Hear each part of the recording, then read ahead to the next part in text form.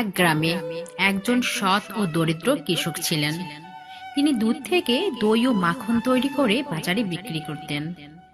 একদিন কৃষকের স্ত্রী মাখন তৈরি করে কৃষককে দিলেন বাজারে বিক্রি করতে। কৃষক মাখনগুলো বিক্রি করার জন্য গ্রাম থেকে শহরের উদ্দেশ্যে রওনা হলেন। মাখনগুলো গোল গোল রোল আকৃতিতে রাখা ছিল। তার প্রত্যেকটির ওজন ছিল 1 কেজি করে। শহরে পৌঁছে কৃষক প্রতিবারের ন্যায় পূর্ব নির্ধারিত দোকানে মাখনগুলো দিয়ে তার পরিবর্তে লবণ, তেল, চিনি ও তার সংসারে প্রয়োজনীয় সদাই নিয়ে আসতেন।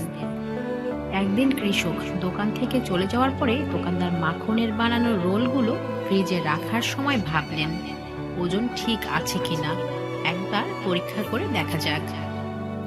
মাখনের রোলগুলো ওজন করতেই উনি দেখলেন মাখনের ওজন আসলে আছে 1000 গ্রাম নয়, আছে 900 গ্রাম করে।